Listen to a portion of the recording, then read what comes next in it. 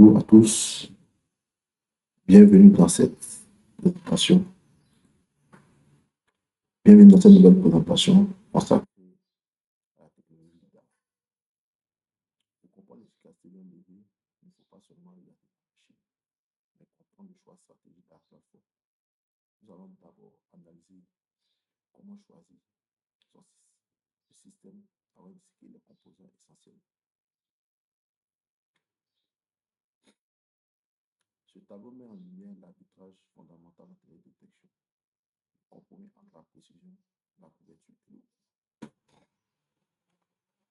Le LIDAR terrestre est meilleur dans la précision millimétrique. Il est irremplaçable pour l'architecture, mais reste limité à sa portée et la logistique au sol. Le LIDAR satellitaire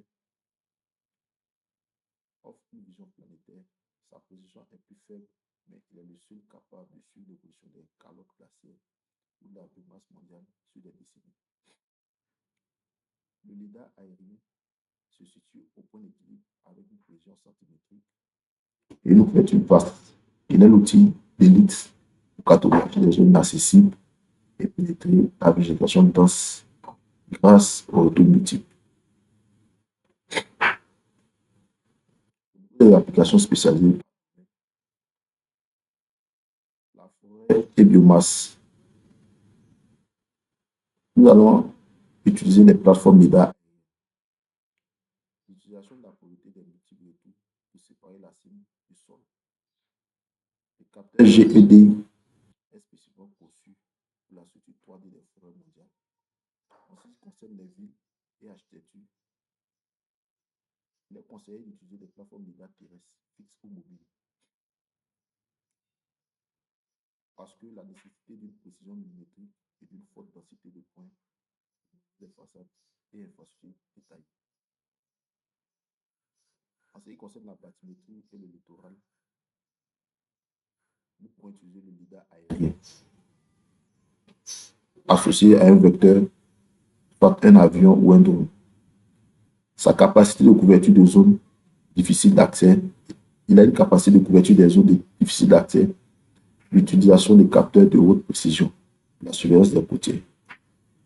En altimétrie planétaire, il est préférable d'utiliser le LIDAR satellitaire, car sa plateforme offre une perspective globale et systématique indispensable pour le suivi des calottes glaciaires.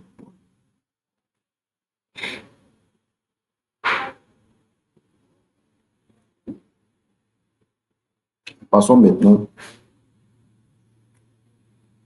à ce qui se trouve au système. Passons maintenant au système aéroporté. Un système LIDAR n'est pas un instrument unique, une fusion de 5 composantes. La source laser émet des impulsions. Sa capacité à gérer les multi-échos permet de voir à travers des feuilles ou atteindre le sol. Le scanner optique, c'est lui qui distingue les lasers au sol et capte le signal réfléchi. Sa vitesse définit l'intensité du nuage au point. Le système GPS, GNSS, il fournit la position absolue X, Y, Z du capteur dans l'espace avec une précision centimétrique. La centrale inertielle IMU est le stabilisateur mathématique. Il mesure le roulis, le tangage, le lacet pour corriger l'angle de chaque tir laser en fonction des mouvements de l'avion. Le système d'acquisition est le cerveau qui synchronise les flux de données au millionième de seconde près. En résumé, la réussite d'un projet LIDAR repose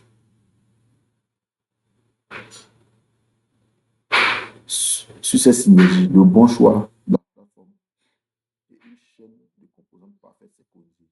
Maîtriser ces éléments, c'est transformer une simple impulsion lumineuse en une information géographique fiable, capable de révéler des structures cachées de notre monde. Il s'agit